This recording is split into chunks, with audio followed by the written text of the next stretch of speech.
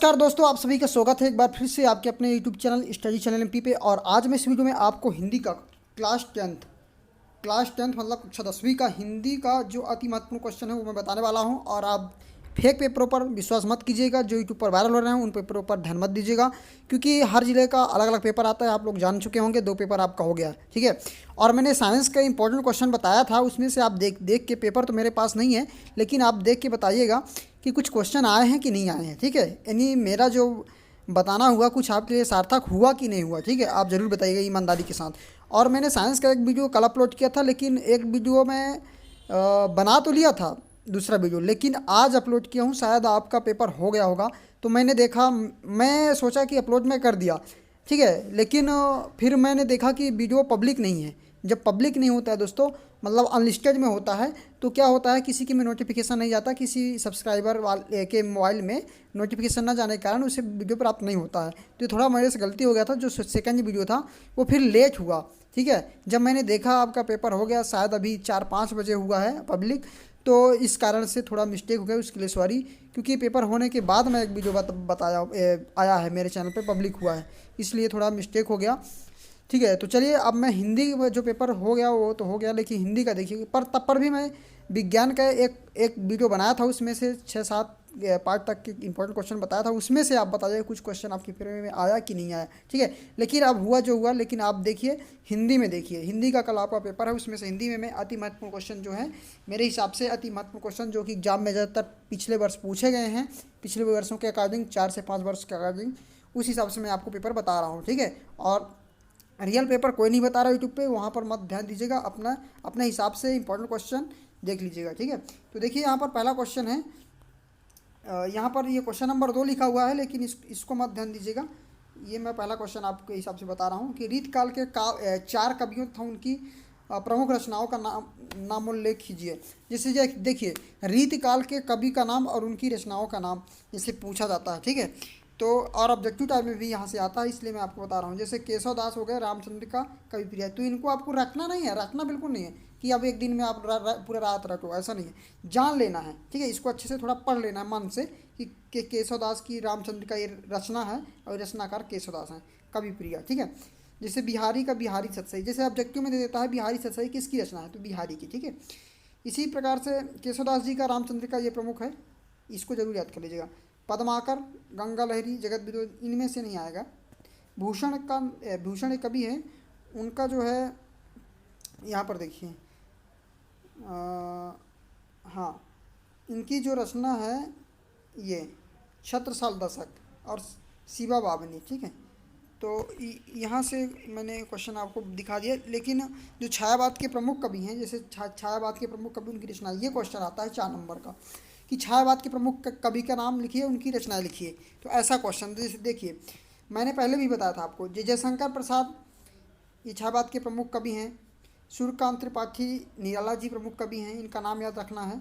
सुमित्रानंदन पंत जी प्रमुख कवि हैं छायावाद के, और महादेवी वर्मा जी ये छायावाद के प्रमुख कवि हैं। 4 कवि कौन कौन, प्रसाद, पंत, वर्मा और निराला जी, ठीक है। तो इनका पूरा नाम भी मैंने बता दिया। और इनकी दो रचनाएं जरूर याद कर रखना है, ठीक है, क्योंकि ऑब्जेक्टिव टाइप में भी काम देता है और आपके परीक्षा में भी 4 नंबर पूछ जाता है कि छायावाद के प्रमुख कवि, उनकी 2 रचनाएं बताइए। तो छायावाद कवि जयशंकर प्रसाद पहला लिखना है। कामायनी, आंसू लहर, झरना, ये इनके रचना हो गए, 2 याद कर लीजिए, आंसू लहर या कामायनी, 2 याद कर लीजिए, ठीक है, 2। सूर्यकांत त्रिपाठी निराला जी का देखिए, अनामिका, गीतिका, परिमल, ये इनकी रचनाएं हैं, ये छायावाद के कवि भी हैं, ठीक है। 2 रचनाएं और इन कवियों, चारों कवि के नाम याद कर लीजिए। सुमित्रानंदन पंत, वीणा, पल्लव, गुंजन, ये इनकी रचनाएं हैं, कोई 2 रचनाएं याद कर लीजिए। महादेवी वर्मा का निहार, रश्मि, नीरजा, ठीक है, ये इनकी रचनाएं हैं। तो चारों कवि का नाम याद रख लीजिए और 2 रचनाएं। इसी के साथ यहाँ पर कुछ खाली स्थान में लेकर आया हूँ। जैसे जयशंकर प्रसाद ने बिंदी बिंदी महाकाव्य की रचना की, तो अभी मैंने आपको बताया ना जयशंकर प्रसाद का पहले पेपर में, ये देखिए जयशंकर प्रसाद महाकाव्य की बात हो रही है, ठीक है। तो इसमें मैं आपको दिखाया हूँ, यहाँ पर देखिए, ये जयशंकर प्रसाद का महाकाव्य रामचंद्र का, ठीक है। ये तो केशवदास हैं, सॉरी, जयशंकर प्रसाद के नहीं है। यहाँ पर देखिए जयशंकर प्रसाद, ये क्वेश्चन है, ठीक है। कामायनी हो गई, ठीक है। तो इसी तरह से जैसे यहाँ पर खाली स्थान बना है, इस तरह से आपके पेपर में पूछा जा सकता है। रामधारी सिंह दिनकर बिंदी बिंदी काव्यधारा के कवि हैं, ठीक है, और ये प्रयोगवाद के जनक, ठीक है। इसी प्रकार से तो इनके आंसर भी यहाँ पर दिए हुए हैं। देखिए पहला नंबर में हो जाएगा परिमार्जन, तो इसका पहले नंबर का क्वेश्चन ये है, द्विवेदी युग में सर्वाधिक ध्यान भाषा के बिंदी बिंदी पर दिया गया है परिमार्जन पर। तो ये क्वेश्चन महत्वपूर्ण नहीं है, ये नहीं पूछा जाता ज़्यादा, लेकिन ये पूछा जाता है, ठीक है। तो दूसरे नंबर का आंसर आपका हो जाएगा कामायनी, ठीक, जयशंकर प्रसाद की प्रमुख रचना है। रामधारी सिंह दिनकर बिंदी बिंदी काव्यधारा के कवि हैं, तो प्रगतिवादी काव्यधारा के, ठीक है। इसी प्रकार से एक और क्वेश्चन है यहाँ पर, प्रयोगवाद के जनक, ये अति महत्वपूर्ण क्वेश्चन है, ये पूछा जाता है। प्रयोगवाद के जनक अग्नेय जी हैं, कौन है? अग्नेय जी, ठीक है। और प्रथम तार सप्तक का प्रकाशन सन 1943 में हुआ, ये भी अति महत्वपूर्ण क्वेश्चन है, ठीक है। अब यहाँ कुछ विकल्प वाले हैं, जैसे रीत काल के प्रमुख प्रवृत्ति हैं। रीत काल की प्रमुख प्रवृत्ति क्या है? रीति निरूपण है कि भक्ति निरूपण है कि नीति निरूपण है कि आदर्शवाद है, ठीक है। तो इनका आंसर मैं अभी आपको दिखाऊंगा। भारतेंदु युग के कवि हैं, भारतेंदु युग के कवि कौन है इनमें से, ठीक है। भारतेंदु युग की रचना है, प्रमुख रचना कौन सी है ये बताना है। द्विवेदी युग के महाकाव्य है, इनमें से कौन सा है, ठीक है। तो ये सभी ऑब्जेक्टिव आप तैयार कर लीजिएगा, ठीक है। और यहाँ पर देखिए अतिशयोक्ति, दो अलंकार पूछ जाते हैं ज़्यादातर, अलंकार से दो अलंकार, अतिशयोक्ति अलंकार पूछा जाएगा या फिर पूछा जाएगा तो अन्योक्ति अलंकार। दो अलंकार ही आपके एग्जाम में ज़्यादातर आते हैं, ठीक है। ये दो ज़्यादा आते हैं, इनकी बात मैं कर रहा हूँ, ठीक है, पिछले वर्षों के कागज। तो अतिशयोक्ति अलंकार क्या है? जहाँ कोई बात आवश्यकता से अधिक बढ़ा चढ़ा कर कही जाए, ठीक है, वहाँ अतिशयोक्ति। देखिए रटना नहीं है, मैं रटने के लिए कभी नहीं बोलता, न आपको ज़्यादा दिमाग पिच्ची करना है, आपको समझना है, समझ के पढ़ लेना है बस, और उसको जाके लिख देना है। जैसे देखिए कैसे, अतिशयोक्ति अलंकार क्या है? अति मतलब अधिक, अति मतलब अधिक नहीं बोलते, किसी चीज़ में अति होना मतलब अधिक होना। अतिशयोक्ति, अतिशयोक्ति अलंकार, तो अति से समझना है अधिक, और शयोक्ति से समझना है उसकी प्रशंसा करना, यानी बढ़ा चढ़ा के बातें करना। जहाँ कोई बात आवश्यकता से अधिक बढ़ा चढ़ा कर की जाए, मतलब जहाँ पर किसी बात को बढ़ा चढ़ा कर कहा जाए, वहाँ अतिशयोक्ति अलंकार होता है, ठीक है। अब शायद आपको समझ में आ गया होगा। अति से ध्यान रखेंगे कि अधिक, तो अति से ध्यान रखेंगे अधिक, तो याद रहेगा। अतिशयोक्ति मतलब अधिक बढ़ा चढ़ा के, किसी भी बात को अधिक बढ़ा चढ़ा के बताना या अधिक बढ़ा चढ़ा कर कही जाए, वहाँ अतिशयोक्ति अलंकार होता है, ठीक है। एग्जाम्पल जरूर याद कर लीजिएगा, एग्जाम्पल सहित आपको लिखना पड़ता है, तभी आपका पूरा नंबर। हनुमान की पूंछ में लगन न पाई आग, लंका सारी जल गई, गए निशाचर भाग, ठीक है। तो यहाँ पर बढ़ा चढ़ा कर किया गया बात, बस यही है आपका। ये दो लाइन याद कर लीजिएगा उदाहरण से पूरे नंबर में। यहाँ पर बात को बढ़ा चढ़ा कर वर्णन हुआ है, अतः अतिशयोक्ति अलंकार है, ठीक है। इसी के साथ एक है अन्योक्ति अलंकार। अन्योक्ति अलंकार देखिए, अतिशयोक्ति अलंकार और अन्योक्ति अलंकार में क्या होता है, कन्फ्यूजन हो जाता है, इसलिए मैं आपसे ऐसा बता रहा हूँ। इसका लक्षण क्या है? जहाँ अप्रस्तुत कथन के द्वारा प्रस्तुत अर्थ का बोध कराया जाए, वहाँ अन्योक्ति अलंकार होता है। अब अन्योक्ति समझिएगा, अन्योक्ति, अन्योक्ति, इसका संधि विच्छेद करेंगे तो अन्योक्ति आएगा, ठीक है। अन्योक्ति, अन्न मतलब दूसरा, ठीक है। और तो जहाँ अप्रस्तुत कथन के द्वारा प्रस्तुत कथन, जहाँ किसी बात को ना कहा जाए, ठीक है, ना कहा गया हो, तब पर भी वहाँ ऐसा माना जाए कि कहा गया है। कहने का मतलब कि अप्रस्तुत कथन के द्वारा प्रस्तुत अर्थ का बोध कराया जाए, ठीक है। अप्रस्तुत कथन के द्वारा प्रस्तुत कथन का बोध कराया जाए, वहाँ अन्योक्ति अलंकार होता है, ठीक है।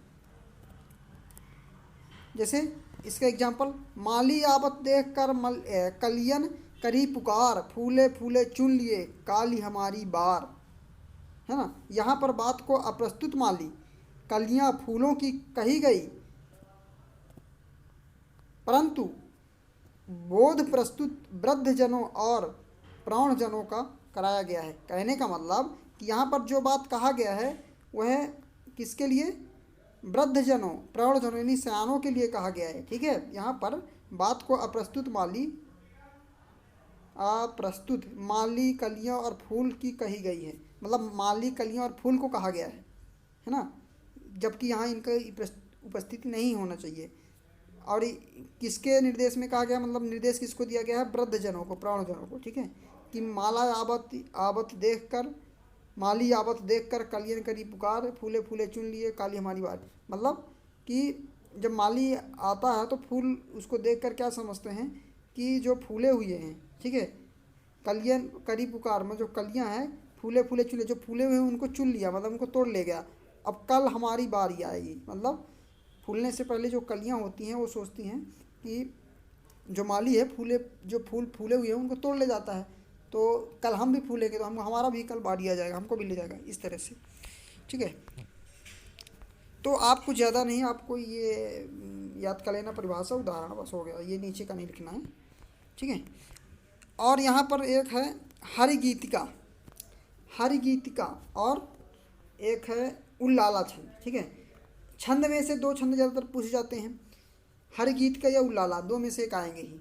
तो इसका लक्षण है, इसमें कुल 28 मात्राएं होती हैं हरिगीतिका में, 16-12 पर यति होती हैं, अंत में लघु गुरु होता है। जैसे संसार की समर स्थली में वीरता धारण करो, चलते हुए निज इष्ट पथ पर, संकटों से मत डरो। ठीक है, ये इसका एग्जाम्पल है, पूरा देख लीजिएगा। दूसरा एग्जाम्पल भी हो आपके पास सरल सा, उसको भी याद कर लीजिएगा, कोई दिक्कत नहीं है, जो सरल लगे। उल्लाला में क्या होता है, उल्लाला छंद के प्रथम तथा तृतीय चरण में 15 मात्राएं होती है। ठीक है, करते अभिषेक पयोद है बलिहारी इस वेश की, हे मातृभूमि तू सत्य ही सगुण मूर्ति सर्वेश की, ये इसका एग्जाम्पल हो गया। इसके बाद एक और है कि रोला, रोला छंद भी पूछ जाता है। रोला के प्रत्येक चरण में 24 मात्राएं होती हैं, 11 एवं 13 परियति होती हैं, अंत में प्रायः 2 गुरु होते हैं। ठीक है, ये 3 छंद ऐसे हैं जो कि 3 में से एक छंद मिलेगा ही, आपको बता दे रहा हूँ गारंटी के साथ आपके पेपर में, इसलिए आप ध्यान दें। इसके बाद यहाँ पर कुछ खालिस्तान महाकाव्य में जीवन का बिंदु बिंदु चित्रण होता है। ठीक है, जीवन का संपूर्ण चित्रण होता है। रौद्र रथ का स्थायी भाव क्या होता है, रति, लोक सीमा से परे बढ़ा चढ़ाकर वर्णन बिंदु बिंदु में होता है। देखिए बढ़ा चढ़ाकर बोला ना मैं, अतिशयोक्ति अलंकार बता चुका हूँ। गीतिका छंद बिंदु बिंदु छंद है ना, तो मात्रिक छंद है। जहाँ शब्द के कारण काव्य की सुंदरता बढ़े वहाँ शब्द अलंकार होता है, और जहाँ अर्थ के कारण हो वहाँ अर्थालंकार होता है। तो ये इन सभी के उदाहरण भी हैं, मतलब आंसर भी हैं। ठीक है, इसी के साथ कुछ विकल्प वाले, जैसे वाक्यात्मक रसात्मक काव्यम, ये परिभाषा किसने दी थी, किसने दी थी, तो इसका आंसर आपका विश्वनाथ हो जाएगा। यानी रसयुक्त वाक्य ही काव्य है, इसका आंसर ये हो जाएगा। ठीक है, ये ऑब्जेक्टिव ऐसे हैं जो कि ज़्यादातर पूछे गए हैं, इसलिए मैं आपको बता रहा हूँ। श्रृंगार रस का स्थायी भाव क्या है, श्रृंगार रस का रति, हास, उत्साह, विस्मय, तो रति हो जाएगा श्रृंगार। ठीक है, और यहाँ पर एक और आया था, रौद्र रस का स्थायी भाव क्या है, रौद्र रस का। ठीक है, तो रौद्र का क्रोध होगा, रौद्र का क्या हो जाएगा, क्रोध होगा।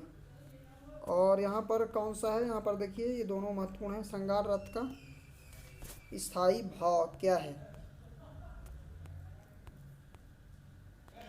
तो श्रृंगार का रति होता है। ठीक है, तो चलिए और आगे क्वेश्चन है, ये रोला उलाला छंद की परिभाषा, एक उदाहरण लिखिए। ठीक है, तो ये मैंने आपको बता दिया, दिखा दिया हूँ, है ना। तो एक है मात्रिक वार्णिक छंद की परिभाषा, हाँ। और एक यहाँ पर एक क्वेश्चन है, हर गीतिका के प्रत्येक चरण में कितनी मात्राएं होती हैं, तो अभी मैंने आपको बताया, ये ऑब्जेक्टिव बहुत ही महत्वपूर्ण है। ठीक है, स्थायी भाव को जागृत करने वाले कारण क्या कहलाते हैं। ठीक है, तो इनमें से देख लीजिएगा, यहाँ पर आंसर भी दिया हुआ है, कौन सा है आपका, वीडियो को रोक कर। ठीक है, अब एक एप्लीकेशन जो कि ज़्यादातर आपके एग्जाम में पूछा जाता है, अपनी निर्धनता का उल्लेख करते हुए पूर्ण शुल्क मुक्ति के लिए प्रचार को आवेदन पत्र, यानी पूर्ण शुल्क की मतलब पूरी तरह से फीस माफ़ करने के लिए अब प्रचार को आवेदन पत्र लिखना है। किस प्रकार से लिखना है वो मैं आपको बताने वाला हूँ, बहुत ही महत्वपूर्ण क्वेश्चन है, ध्यान दीजिएगा। यहाँ पर लिखना है, सेवा में श्रीमान प्राचार्य महोदय, शासकीय उच्चतर माध्यमिक विद्यालय शिवपुरी। आप जिस जिले से हैं, मतलब आपके पेपर में जिस स्कूल का नाम दिया रहेगा उस स्कूल का यहाँ पर नाम लिखना है। ठीक है, और फिर इसके बाद यहाँ पर लिखना है महोदय, क्या लिखना है, महोदय। महोदय, विनम्र प्रार्थना है कि मेरे पिताजी की आर्थिक स्थिति अच्छी नहीं है, इस बार खेती में पैदावार न हो पाने से घर की हालत ख़राब है, इस कारण मैं अपना विद्यालय का शुल्क जमा करने में असमर्थ हूँ। ठीक है, अध्ययन में मेरी रुचि है, मैं कक्षा में प्रथम द्वितीय स्थान प्राप्त करता आ रहा हूँ। ठीक है, अतः आपसे निवेदन है कि मेरी निधनता को देखते हुए मुझे पूर्ण शुल्क मुक्त करने का कष्ट करें। ठीक है, मतलब फीस माफ़ करने का कष्ट करें। तो इसको आपको रटना नहीं है बच्चों, आपको समझ लेना, पढ़ लेना है कि इस तरह लिखना है, उसी तरह आपको लिख देना है। ठीक है, इसके बाद यहाँ पर लिखना है, आपका आज्ञाकारी शिष्य बदनवीर, या जो मतलब आपका नाम हो या क्वेश्चन में जो नाम दिया रहा हो, जैसे आप राकेश हो, ठीक है, आप इस स्कूल में पढ़ते हो, ऐसा नाम दे देता क्वेश्चन में, तो वो नाम लिखना है। अगर नहीं है तो XYZ कुछ भी लिख दीजिएगा, कक्षा लिख दीजिएगा, रोल नंबर। यहाँ पर दिनांक लिखना पड़ता है, जिस दिनांक पर आप लिख रहे हैं, ठीक है। तो चलिए आगे, एक और एप्लीकेशन है, किसके बारे में कि प्रथम श्रेणी आप मेरे पिता स्थानांतरण, हाँ, स्थानांतरण प्रमाण पत्र, मतलब TC इंग्लिश में कहें तो स्थानांतरण प्रमाण पत्र, ये भी बहुत ही महत्वपूर्ण क्वेश्चन है, ठीक है। इसका किस तरह लिखना है? सेवा में श्रीमान प्राचार्य महोदय, शासकीय माध्यमिक विद्यालय तात्या टोपे नगर भोपाल, यानी उस स्कूल का नाम लिखना है जिस स्कूल का नाम आपके उसमें दिया हो पेपर में, क्वेश्चन में, पेपर के क्वेश्चन में। यदि नहीं दिया है तो अपने स्कूल का नाम लिख दीजिएगा, कोई दिक्कत नहीं होने वाला है। इसके बाद लिखना क्या है कि मानवर सविनय नम्र निवेदन है कि मैंने आपके विद्यालय से नियमित छात्र के रूप में कक्षा 10वीं की परीक्षा प्रथम श्रेणी में उत्तीर्ण की है। अब मेरे पिताजी का स्थानांतरण सागर हो गया है, अतः मुझे 11वीं कक्षा में सागर में प्रवेश लेना होगा, ठीक है।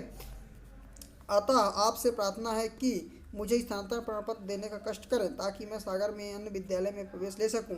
आवेदन पत्र के साथ कक्षा अध्यापक तथा पुस्तकालय का अनापत्ति प्रमाण पत्र संलग्न है, मतलब यदि पुस्तक हमने लिया है तो सब कुछ मतलब पेड कर दिया है, कहने का मतलब, ठीक है। तो ये एप्लीकेशन दो जो मैंने बताया आपको, बहुत ही महत्वपूर्ण एप्लीकेशन है। इन दोनों में से ही आपके पेपर में आएंगे। इनका आप स्क्रीनशॉट ले लें या लिख लें या वीडियो को रोक कर लिख लें, इसके बाद आप पढ़ लें अच्छे से, ठीक है। यहाँ पर आपका आज्ञाकारी रजनीकांत, यहाँ पर अपना नाम वाम लिख देना है। इसके बाद इसमें मैं आपको 3 एप्लीकेशन बता रहा हूँ कि 3 में से एक फंसेगा ही, गारंटी के साथ बोल रहा हूँ, तीन में से एक फंसेगा। या तो स्थानांतरण प्रमाण पत्र का, या तो फीस माफ करने का, या तो ध्वनि विस्तारक के अंत पर रोक के लिए जिला अधिकारी को आपको पत्र लिखना है। क्वेश्चन ऐसे आएगा, जिला अधिकारी जबलपुर को पत्र लिखिए, यानी यहाँ पर दूसरा नाम दे सकता है जबलपुर, भोपाल, इंदौर, जिसमें परीक्षा काल में ध्वनि विस्तारक यंत्रों के बजाने पर रोक लगाने हेतु निवेदन किया जाए। मतलब आपको एक पत्र लिखना है जिलाधीश को, जिसमें कि परीक्षा के समय ध्वनि विस्तारक यंत्र बजाए जा रहे हैं, उन पर रोक लगाने के लिए, ठीक है। तो लिखना है सेवा में श्रीमान जिलाधिकारी महोदय जबलपुर मध्य प्रदेश, ठीक है। जिस जगह का नाम दिया हो उस जगह का नाम लिख दीजिएगा यहाँ पर। तो विषय परीक्षा काल में ध्वनि विस्तारक यंत्रों पर रोक लगाने के बाबत, ठीक है, संबंध में, ये बाबत लिख दीजिएगा, ठीक है। तो ये विषय आपका सेम रहेगा, विषय क्या रहेगा? सेम रहेगा, ठीक है, मतलब ऐसे ही लिखना है। इसके बाद आपको लिखना है महोदय नम्र निवेदन है कि आजकल मध्य प्रदेश में माध्यमिक स्तर बोर्ड की परीक्षाएं चल रही हैं। छात्र परीक्षाओं की तैयारी में लगे हैं, किंतु नगर में ध्वनि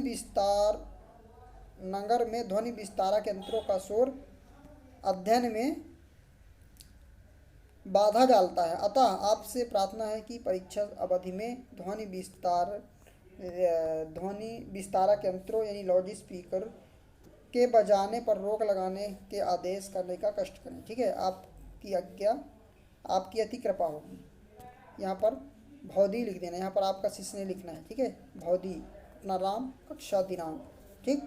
तो इस प्रकार से ये जो तीनों मैंने एप्लीकेशन दिखाया, इससे ही आपके एग्जाम में फंसने वाले हैं। स्क्रीनशॉट ले लें और लिख लें, ठीक है।